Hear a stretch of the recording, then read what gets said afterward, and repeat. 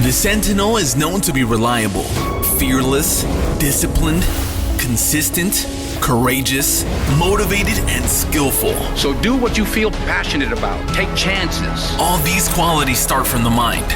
Your mind can be your worst enemy or your most powerful weapon. The world becomes your library to help you become better at your craft. Is this the dagger?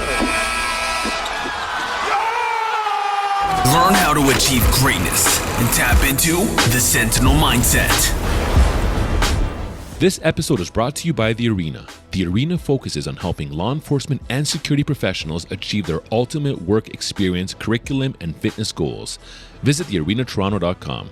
Steve, we're here today. We are. And where are we exactly? We're at the Evergreen Brickworks. And it's a beautiful site, but why exactly are we at the Evergreen Brickworks? I see something on your jacket there. Well, we're here talking to a group, and it's Canadian Special Events Live. Yes. These are event planners. That's right. So this actual special feature presentation / industry 2-3 days is all like centered around anyone in the events industry. That's right. People who are soliciting clients to run events, to oversee events, to make recommendations for events. That's right. To make certain that everything, all the aspect of everything we go to, which is often taken for granted, is pre-planned. It's orchestrated. Everything from the type of food you'd have, to the type of beverage you enjoy, the type of measures to get in safely, the measures in place to remain safe, talent, if talent was, or performances was to appear, how those folks would be treated and some of the considerations, and of course the ultimate guest experience. We're here to talk today about some of those aspects, but especially how it might be geared towards risk, mitigation of risk. And you know the funny thing is, Steve, so there's going to be like a lot of event planners here today, there's going to be event entities here and every vendor under the sun. But the one thing that usually I find as a general theme, forget about the events, but just as a general theme, that people don't really talk about security. It's almost like the back burner. Yeah, security is usually an afterthought. Right. A bit of an unnecessary annoyance. Right. An inconvenience. We don't need security, or we've got a friend, or I have a senior manager that would take care. But we really don't consider the consequences of maybe those decisions. If something goes wrong, if somebody gets hurt, heaven forbid, somebody gets injured, and some of the questions that might be asked, and when I'm talking questions being asked, not only by your client and the guests who attend, that could certainly blow up in social media, but also some of the potential consequences. So I'm talking about legal consequences. And often good people at times exposed to those sort of issues may not really consider what could go wrong. Right. Interesting that you're saying that because, I've personally seen or been witness of situations that have happened in the events industry, specifically the event industry, where it went straight to litigation because of just how a situation may have been handled. And because they never had a lot of these things in check, they exposed themselves today. And it's funny because when we were first looking to put this concept out as a presentation, again, some may look at this as, this is going to be boring, or this is going to be, it's so critical and important to the success of an event to make sure you have these things in place. Oh, absolutely, 100% right. Have you ever, Steve, heard of situations in your circles of, where things like this weren't looked at as a serious thing, and then when the event happened, or it kind of exposed a lot of issues? Yeah, funny, as you know, I do a lot of expert work, a lot of legal work, my cyber business, and just dealt with a case out in Vancouver, British Columbia, at the Rogers Arena, regarding a rock show. Patron experience went wrong, an injury occurred, and the amount of massive litigation that is sprung up because of that, going to a jury trial, actually sitting in front of a justice to determine whether or not appropriate measures were in place to allow the guests to attend. And what if something goes wrong? What if a disruptor? What if a person that started to argue with a person sitting beside them? This was the case. Right. And especially when alcohol could become a contributing factor. Yeah. A lot of events we go to, interesting enough, alcohol beverages are served or supplied or sold. Yes. And with that, when people consume excessive amounts of alcohol, behaviors can change. And we have to have the systems in place to be able to prevent that, respond to that, and provide a reasonable level of protection. Depending on the event that you'd work at, that could have a lot to do with the impact and the say of the event planner. Okay. And the event planner might want to make recommendations to make certain those right precautionary measures are in place and checked off like a checklist to make certain that we have covered the basis. Now, of course, you can never, make 100% stand on everything that goes wrong, but some of the common ones, that's what we're going to speak to this group about today, things they might like be aware of, have on their radar, if you will, and certainly alert and educate the clients. I often find clients may not really know what they don't know, and they come to use an event planner, with the thought that you know everything and you're going to make this a safe event. I think you're somewhat duty bound to make recommendations to your client to say, have you considered, what are you considering? And you mentioned about security provision. What type of security provision are you looking at? Right. No, that's good. Steve, I've noticed as a trend, and I've been getting, again, internal stats. They're not official stats, but since COVID has happened, there has been more situations where people's temperaments or incidences are on the rise. Oh, yes. And, especially in a situation where that is happening, even more of a reason why everyone tunes in and see these next 25 minutes and hears exactly what's going to come out of your mouth. Because for myself, to see it firsthand, I'm thankful that we have all these things in place for our organization. Well, you do. And unfortunately, you take that as a rather common sense approach. But a lot of people really don't know through trial and error and the type of services that you provide to your people, to clients, to make it a safe run event. And some of those areas, things could go wrong. If you have a demonstration, if you have a naysayer, if a person stand up during a presentation of speakers and starts to disrupt, what do you do? What do you do? And who responds to that? And what other person needs to be removed from your venue? That maybe have had too much to drink or disorderly behavior. Do we have to take reasonable steps to get them home? And who does that? Who would act as your representative on behalf of your company? That's it. And who provide reasonable protection for you and your guests? And not only that, some of the after the effect, if there is a need to document, write reports, and have their appropriate documentation, a licensed professional security company that specializes similarly in what you do, that's where you fill that void. Okay, I like that. Well, look, I want you guys to get ready for these next 25 minutes because we're going to open up something that maybe you've never thought of before, maybe that you've never considered. And the hopes is that now that you know, you know. Because as you like to say, Steve, you only know what you, how does that say? You don't know what you don't know. You don't know what you don't know. That's right. So, and what we're going to be able to do, I'm going to share these folks here, 46 years experience in 25 minutes. Let's do it. I'm looking forward to this. Cheers. Let's get ready, man. Let's do it. All right. Yes, it's a good group, good crowd. We saw that last speaker for a couple of minutes. You can see their eager and a lot of information. Let's make it so. It's amazing you can change Perception. Just with a word. Right? Exactly. Just with a word. Okay, and this is pre-admissions? Shall we? It is, yes. Okay, great. Okay, perfect, but you don't receive. There's some great information. There are real actionable items that you're getting here on stage, which is amazing, including these two gentlemen. Let me introduce them. I've condensed the bio, so, stick with me here. Constantine, how do you pronounce the last name? I did not ask you. Ioannou. Ioannou. Yes. Okay, see, I don't want to mess up a name. Having worked in the security industry for many years, he was able to quickly identify a recurring theme in the way security services delivered in the GTA. He has a vision to create a niche market security service. As is clearly evident, many areas of the security industry compensate very poorly. Constantine is a strong advocate to ensure that security is well paid. A saying that is known within the circles of SENTINEL Security Plus is, hire great people, pay them well, expect a lot. Steve Summerville, met him backstage, firm handshake, very important.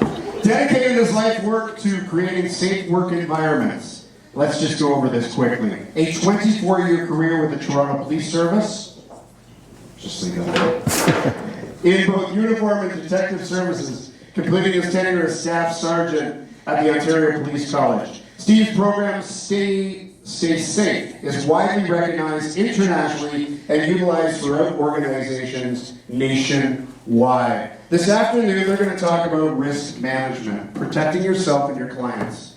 We need to be fully aware of the risks we take with every event. As a planner, it's crucial to be well-versed in issues surrounding your events, from alcohol permits to security provisions to occupier liability. These topics may not be glamorous, but they are essential in ensuring a successful and safe event. Welcome, Constantine, CEO at SENTINEL Security Plus, and Steve Summerville, President at SSIB. Give him some woos. Thank you.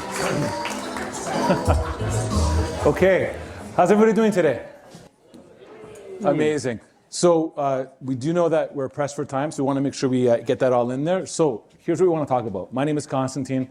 I'm the CEO of Sentinel Security. So for us, we specialize specifically our services in the event and hospitality industry. And we work with many event spaces like the Evergreen Brickworks and also event planners. And the one thing that I can tell you in having many conversations with them is that they let us know that we provide for them a peace of mind. Now today, we're going to hear from Steve. Steve has worked quite closely with our operations. And what we're looking today to do is create that exact same thing and give you more information, maybe something that you've never really maybe focused on, but to help you also have that peace of mind from a risk management perspective. Take it away, Steve. Thank you. Hello, everybody. How are we doing today? We good? We good? Awesome. As Constantine alluded to, we have a very, very short period of time, and this is year 46 for me in this industry. 25 years of Toronto Police, did the last 10 years of my career all teaching. And the last 20 years in this industry, I left policing on a Friday and a Saturday as a civilian. I started on a Madonna tour out west. Oh, okay. I have a loud voice. You could probably hear me with or without, but thank you.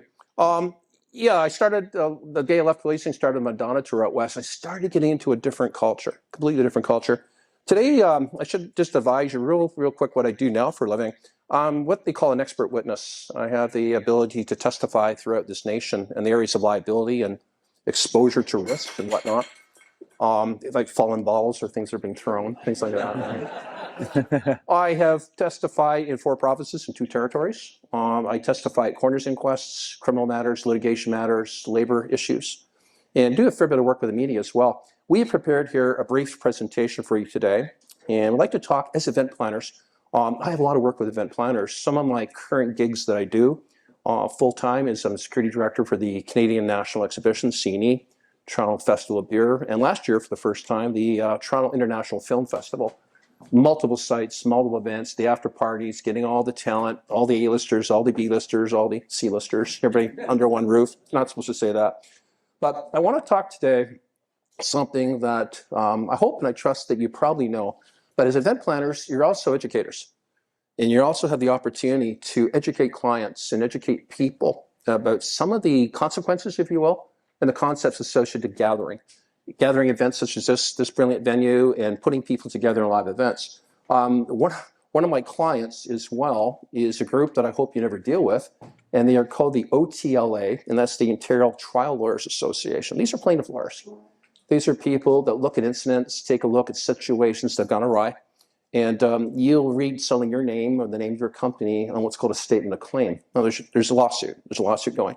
And what you're seeing on the screen right now is a definition that's being prescribed to me by the OTLA, talking about risk. How is risk calculated? What is looked at to identify risk?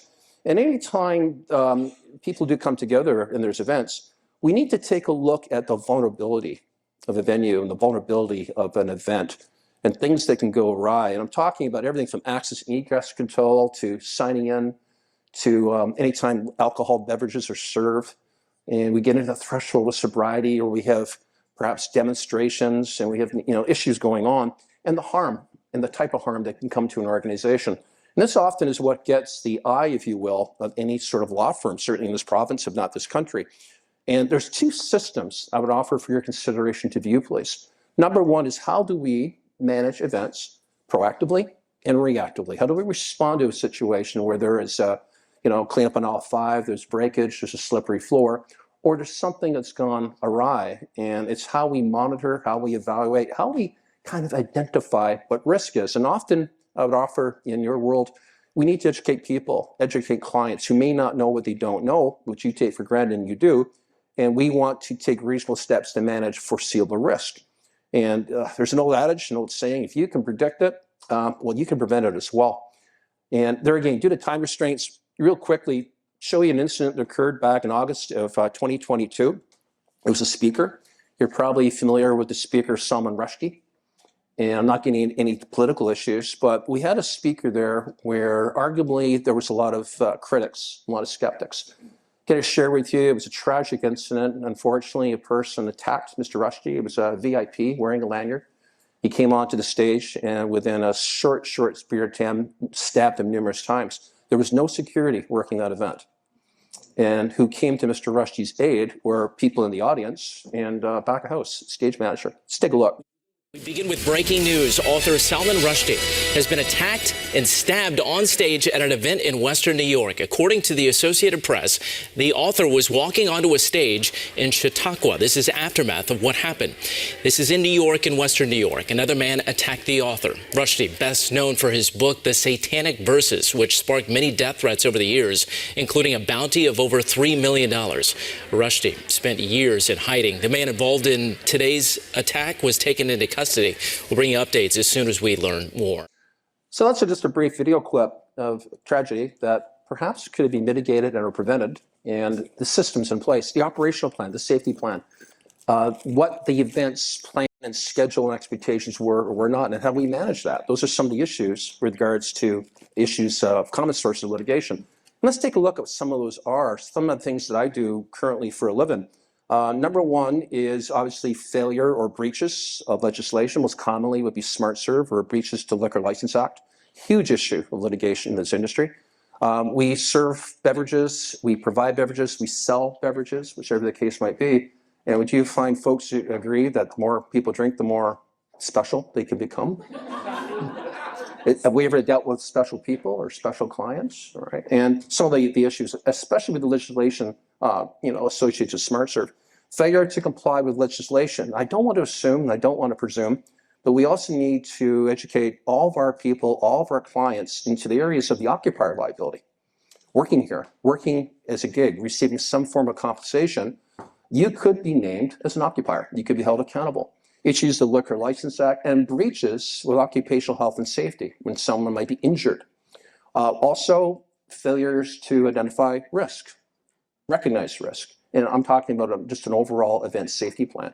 How people get in, how people get out, how we go to acquire a parking lot at the end of the day, whatever the case might be. And the other thing I'm going to look at is security presence and the type of security presence that we have retained, and we put out some form of procurement process for. And I'm not getting into a sales pitch, smoke and mirrors of offering you the best security provision that we have, ABC security, whatever the case might be. I try to look at a little bit more of a common recognized standard. And I would highly suggest you guys check out what's called the PSISA. That's the Public Services Health and Safety Association, also licensing provisions of this industry.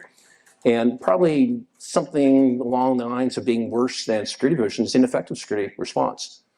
People did nothing, weren't able to respond. As a result, something went wrong, something went awry. We also need to take a look at all issues associated with patron safety, guest safety, and staff injury. The Occupier Liability Act, I'm going to give you a real quick overview of that. Basically talks about what an occupier includes. And that's any person who's a musician of property or a person that's being hired to work and act on it. And under occupier liability, anytime a person, even similar here to the Brickworks, is brought into this venue, there's a reasonable expectation of that person's safety. And when something goes awry, you might be put to the test to say, well, how was this safety somewhat prescribed? How was it anticipated? And what steps did you take, if any, were reasonable within the circumstances? You've got to control access and egress and what people do within a premise. And usually with the event planners that I've had the experience to work with, is that's a part of the operational security plan. Because the duties is what's called a duty of care. And heaven forbid, or whatever your belief system would be, if there is a statement of claim or allegations of negligence, usually this is one of the first breaches. You breached your duty of care component. In an operational event plan, there was inappropriate measures taken in place to talk about people's safety. Have you ever worked an event where somebody had to be removed, ejected? And the ejection protocols, how do we get a person out safely? And what happens to the person once they are put to the front of the entrance or the rear of an entrance? Is there a requirement to get them home safely? And what are those reasonable steps? What do they require? We also need to take a look at that concept of duty of care, and that's the standard of conduct. What if there's a fight? What if there's an altercation? And who breaks it up? Who gets summoned to that? What is the expectation? What's the threshold of what's reasonable or what's not?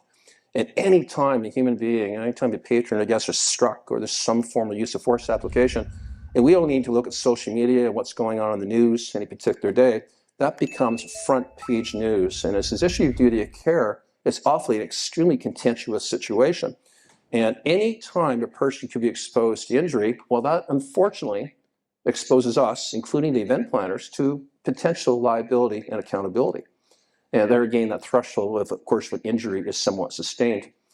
The other piece of legislation that's relevant is occupational health and safety. Employees and staff and people working within a premise or working within a site where violence could be exposed, violent encounters. And that's any sort of event that we could have. It could be a wine party, it could be any form of Jack and Jill, any form where people come together, whether alcohol is served or not, whether fees are charged to get or not when people are invited, are we providing a reasonable level of safety and the provisions associated with occupational health and safety that should be on, likely, an event planner's checklist to make sure that those areas are indeed being considered. There's legal obligations from a lawyer, from the purposes of an employer, and we need to train people. We need to make people be aware reasonably of risk and what that might entail. And these areas here are breaches of legislation where the legal duty to inform, to educate, and tell people what they can do and what they shouldn't do. And if you feel you're at risk, you have a right to back off. You have a right to remove yourself from that. I'm just stating on there some of the legal authorities, just as a point of reference, of course. But we also need to, any occupation or any venues, we also need to take through the training educational programs. Is there a program right now, in my humble view, certainly in this nation, the biggest program that we should have people working here as staff and people working behind bars and whatnot is how to calm people down, how to de-escalate people, what to say to not rile people up, what to say to calm people down. And just a quick show of hands here, please. It's not a test and we're not recording you, but who here has ever said something in an event or had to say something in an event that's actually worked and calmed somebody down? Brilliant. Kudos. That's what it's all about. That's the expertise that needs to be articulated and marketed. And on that same vein, who here has ever said something to thoroughly piss off another human being? Who's good at it? Who's really, I see some people raising up both hands, right? Yeah, there again, nothing's being thrown. I feel at home, right?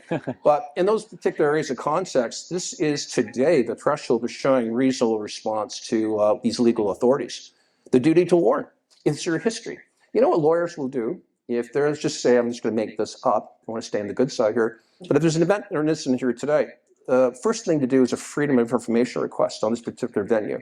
They would find out at this site, this location, how many times police have responded, how many incidents of altercations or disorderly behavior have there ever been, any criminal records, checks, background going on, any damage to vehicles, is there been fights, is the Alcohol Gaming Commission ever visited the spot, have they ever had to investigate? That's what they start to look at.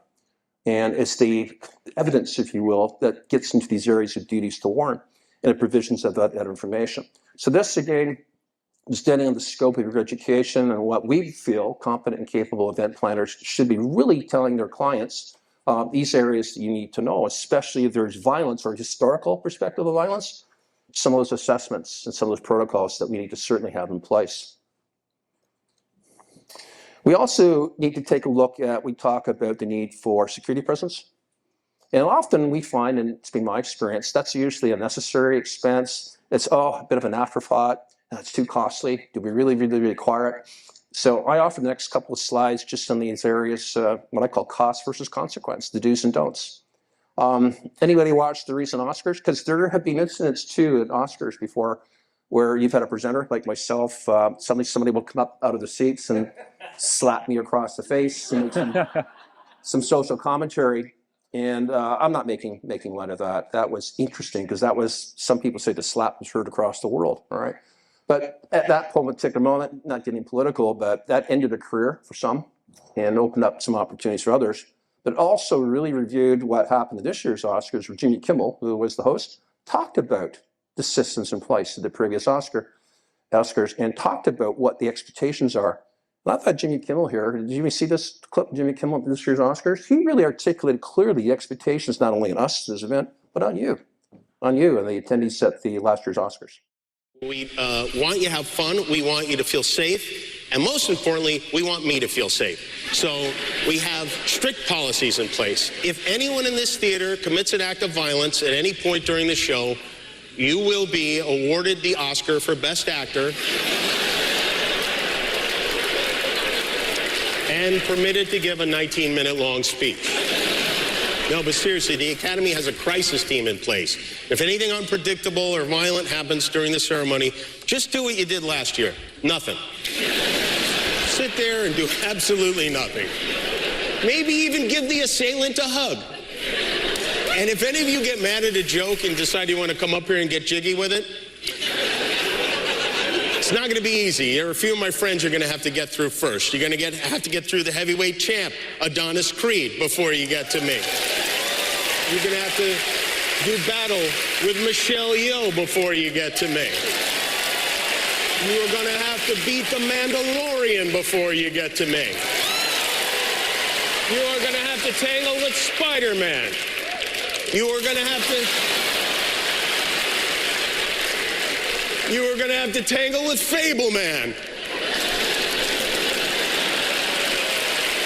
And then you're going to have to go through my right-hand man, Guillermo, if you want to get up to this stage. Oh, wait a minute. Hold on, I should say the other Guillermo, not Del Toro. Yes, that one. Okay, there you go. I know he's cute, but make no mistake, you even so much as wave at me, that sweet little man will beat the Lydia tar out of you. All right, a little bit of humor, but it does speak to a bit of a challenge with respect to running live events. You wouldn't expect people with lanyards or accreditation to create a challenge for you. And if that does go awry, what do we do? A bit of personal bragging rights, if I may. Last Tuesday, my daughter appeared in Canada's Got Talent. Anybody saw it last Tuesday? Victoria Summerville, she's the famous one of the family. She goes by Flex ET. She was a circus contortionist. She was bending her body all the way around. But funny enough, we got there early. My wife, my family, we got there early. I was meeting some of the security. I was talking about some of the challenges I saw. Certainly, I couldn't go, leave home and not comment on some social issues.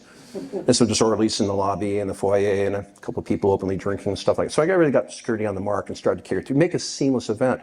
I can't get away from that stuff. And just the area of accountability. If something goes wrong, who's going to stand up and take accountability for that?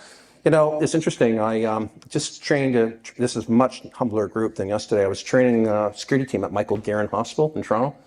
How to defend against attacks in the hospital and do it ethically and morally and legally and cover all those bases and the issues of documentation, which sort of segues me into security presence. I don't go out of my way to align myself with any particular security company. I think that's too partisan to do that. Probably I'm here with Constantine because he does provide a very ethical security presence and an ethical security approach.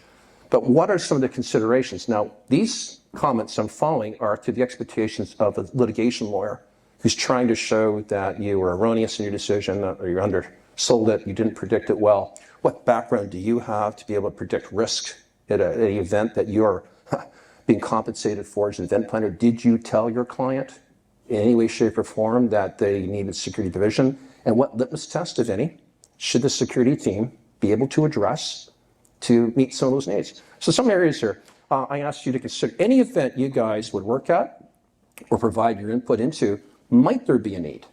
When I say might, there be a need to detain someone or restrain someone. If that's a question that your client would say, yeah, possibly, all right, you're starting to acquire a bit of a checklist. Secondly, might there be a need to intervene, an argument, to protect someone?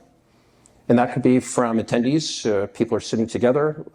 We find you attend public events, you have an adult beverage of your choice, and things can start to go a little offline. Who is going to, on behalf of this event, intervene? Say, hey, folks, come on, we need to be polite, we need to be engaging. What are we doing?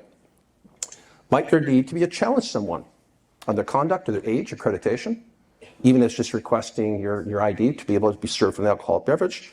And perhaps the most challenging issue we have, as I see it in this province, is the need to remove someone from that event. I'll share with you as well. It's coming up 2 weekends from now. I'm going to be training all the staff down at the Budweiser stage, down by the waterfront in Toronto, just on these issues, on some of the protocols and the issues associated to patron ejection and the real accountability that kicks in after they've left your venue, after you've left this room. And how smart, sir, and I'm singing probably to the choir here, not only has it till you get them home, but you're accountable for people until they're sober again. And that is right now what the Ontario Court of Appeal is supporting. And if there's some deficiency, and I don't look at it as being a problem, anytime there is an overservice, there's an intoxication issue, not to be disingenuous here, but that really proves a breach of your alcohol management system. What went wrong? How could servers see that? How could a person acquire beverages within your event, your venue, and what went wrong. That's the area of scrutiny that you could certainly go to, some of the difficulties. And certainly to finish it off, because I know we were pressed for time, but would like to leave, if there's any questions at the end, we will respond to it. But we talk about training to mitigate this liability exposure. And some of those areas that have been addressed is, I mentioned earlier about a public website. By the way, the Public Service Health and Safety Association is the educational wing of the Ontario Ministry of Labour. In any litmus test involving security provision in this province, they will come with a checklist. An inspector will come and view issues associated with violence and the reasonableness of an event. They could shut down your event, they could close your event, and they can lay challenges and work orders to make it much different in the future. So, as I said, to eliminate any smoke and mirrors and any agenda or any perception of agenda, go onto the ministry website, check it yourself, pull off the recommendations that they have, the ministry has, the government, the Ontario Ministry of Labour that will look at any injury in the workplace to see what they recommend. That's what we certainly adhere to, and working safe. And what the PSHSA, Public Service Health and Safety, talks about is there training, such as things for your security staff in Liquor License Act, the provisions. Do they have training? We was talked to earlier about trespass. What is trespass? And when a person is, and I believe it was your speaker, your previous speaker, talk about trespass, when a person's asked to leave, how is that enforced? Is there a de-escalation principle? How do you calm people down? How do you create an environment allowing a person their dignity to make requests for them to consider voluntarily to go home? Training and effective communications. We've already had people in here display the ability and the expertise. Yeah, I'm good at that, but I'm also good at pissing people off. And I say to law enforcement officers, security officers, healthcare professionals, the greatest weapon you have to win or lose is the mouth. What did you say? Why did you say that? What was your expectations when you said that to my client? And how we manage resistant behavior. I get away from this term of use of force. That's not palatable. But we do have resistance. We have resistance in all aspects of the workforce and the workplace. And what training principles do we have that would be perhaps advantageous, extremely advantageous to your client to recommend that? I would say you might need your people to be able to show these competencies. And most importantly, that you should be provided to at the end of the event is documentation, the reports. Because those reports is what becomes subject of freedom of information that ultimately will successfully launch a lawsuit. It's been my experience, and please don't take this out of context. I work with lawyers, and they'll sit down, we'll take a look at an event that this person here has facilitated. And when the documentation is very, very pristine and very in-depth and very detailed, lawyers in this province don't want to take that claim. Why? They'll make no money. There's nothing litigious about it. There are things, anomalies that can go awry. That's human nature. But the systems in place, when they're well articulated, that's what will cover you. So I usually, if I'm going to hire a security company, I would ask for proof of how they are trained in documentation and reports. And you as an event planner should be provided a copy of that report upon the conclusion of an event. And unfortunately, the consequences, the aftermath, what that might include. And there you see an unpleasant picture. It's scrutiny. First of all, negative media coverage. If something goes wrong here today at this particular event, CSE Live, that's the media. They'll be on social media, it'll be on CP24 and all those news stations. Ooh, that's bad business. Negative public scrutiny. You know, the visitors who will attend a website and comment and perhaps really, really prevent and or change the culture of how we attend social events. And civil litigation, lawsuits. Heaven forbid it was a coroner's inquest. Police investigations. It's getting real. Ministry of Labour investigations. Wow, wasn't counting on that one. And lots of employment opportunities. You're out of business. You're out of business in accountability aspects. That is, by the way, I asked my family, I could speak for hours and days at a time. Yeah. But I wanted to create a snapshot, with your blessing, just to see some of the areas of litigation that I go through transcripts all the time. I'm always looking at transcripts to try to see what is risk. By the way, defend both sides. I'm not a hired gun. Often I do support a lot of live events, and I do support the issues, everything from procurement process to the deployments to all the times the schedule breaks and all the briefings and debriefings, which as an event planner, you should get copy too. If there are police presence, police pay duty presence, I would have certainly a representative of yourself or your firm to be there so they know who you are, and there's requests made to the local policing constabulary that they'll act on your behalf. Familiarity gets great results. But in a nutshell, I'll come on here, Constantine, if you will. But in a nutshell, it's been an absolute pleasure. Thank you for your time to be able to share these with you. These are very dear to my heart. Oh, thank you. This podcast is brought to you by Executive Protection Lifestyle Canada. Make sure to drop by next week and don't forget to subscribe.